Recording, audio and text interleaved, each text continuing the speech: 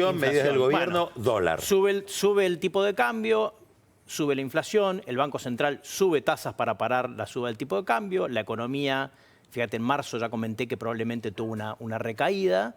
¿Recaída qué quiere decir? Que la actividad en marzo se contrajo con respecto a febrero, después de 3 meses seguidos de suba. Entonces, al tener alta inflación, como vos dijiste, está golpeando a la población, caída de actividad, aumenta la probabilidad de Cristina, con lo cual volverse al círculo vicioso porque tenés más presiones sobre el tipo de cambio. Es decir, ¿cómo salís de eso? La pregunta es ¿cómo salís de eso? Entonces, típicamente uno diría, bueno, acá uno tiene que hacer o un shock de confianza, ¿sí?, o poner dólares. Shock de confianza, entonces las medidas tenés que pensarlas en este marco. Es limitado lo que podés hacer, porque estás dentro de un programa de Fondo Monetario, estás con un gobierno que está terminando, o sea, es limitado lo que puedes hacer. Shock de confianza uno diría, bueno, voy a anunciar una medida, una reforma, alguna reforma que cambie la expectativa. Es muy difícil con un Congreso que no te va a, sabés que no te va a aprobar nada. Entonces, lo que haces es lo más parecido a eso, que es, bueno, tenía una banda donde el tipo de cambio se desplazaba, si seguíamos más o menos con el mismo ritmo, el tope de la banda iba a estar en 59 a fin de año, más o menos, decís, la fijo acá. Entonces el tipo de cambio no se va a ir más de 51.45 y si toca ese 51.45 el Banco Central va a vender dólares, pongo dólares. Lo más cercano a poner dólares es decir, no los pongo ahora, pero te los pongo no tan lejos de donde estoy ahora. Y con eso limito el riesgo cambiario, con lo cual limito la presión del tipo de cambio sobre los precios. Los precios, ¿me explico?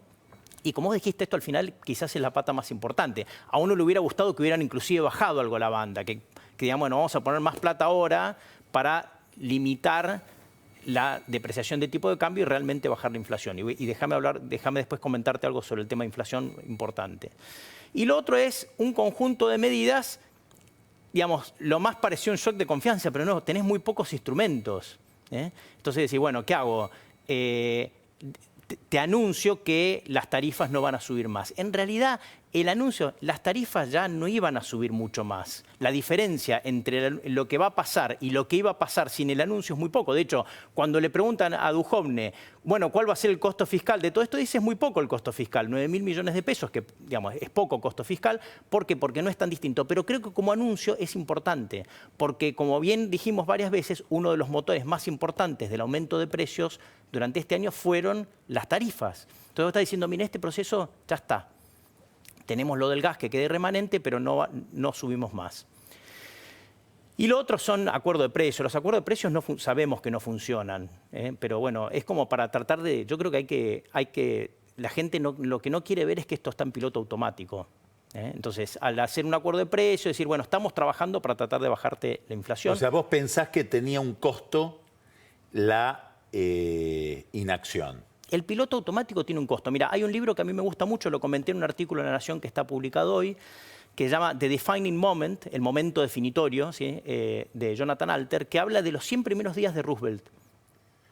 Claro, los 100 primeros días es más fácil que los 100 últimos días o, no sé, los últimos 200, ¿no?, porque uno viene con más credibilidad. Pero él dice, más allá del contenido de lo que hacía Roosevelt, lo importante es que él anunciaba una medida tras otra para tratar de sacar a Estados Unidos de esa cuestión casi psicológica que es una depresión. Bueno, nosotros estamos lo mismo, estamos como que en una situación donde nadie quiere consumir, donde la gente sigue remarcando precios a pesar de que no hay ventas. ¿Cómo lo sacas de eso? Bueno, te doy más certidumbre cambiaria y Ahora, hay economistas, colegas tuyos, que tienen una idea más radical, no en el sentido de partido radical, más drástica. Radical con R minúscula. Claro, ¿en qué sentido? En el sentido de decir, mira, si con esta política monetaria no lográs bajar la inflación y ya no lográs bajarla, ¿por qué no abandonás la política monetaria? Porque lo único que estás haciendo es agregar recesión. Claro. Entonces tendrías que haber discutido todo de nuevo. Bueno, si vos te acordás cuando lanzaron el programa... Y hacer una discusión en serio con el fondo y decir, mirá, bueno, así no va, esto fracasó. Claro, lo mejor hubiera sido, desde el inicio, dijimos en octubre del año pasado... Que no es desde el bueno, inicio. es lo que funciona en Argentina para estabilizar la inflación es un ancla cambiario. ¿Por qué?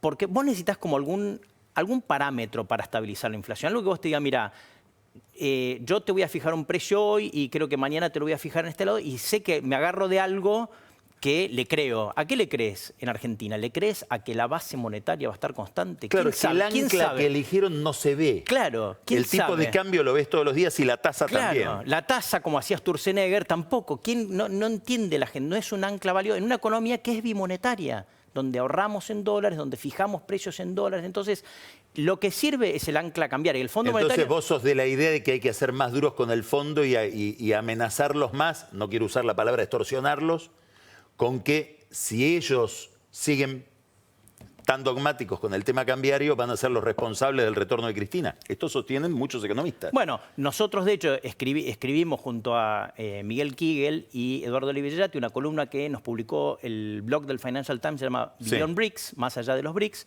donde básicamente argumentamos el programa tiene un defecto y ese defecto que hay demasiada volatilidad cambiaria. Vos necesitás bajar la volatilidad cambiaria para anclar los precios, porque si no lo haces a lo bruto. ¿Cómo lo estamos haciendo ahora? A lo bruto. ¿Cómo es a lo bruto? Bueno, te pongo un nivel de recesión tal donde, sí, los precios estuvieron aumentando, pero, y ahí voy para el futuro, la inflación va a terminar bajando. Yo creo que va a terminar bajando bastante a partir de mayo, junio. ¿Por qué?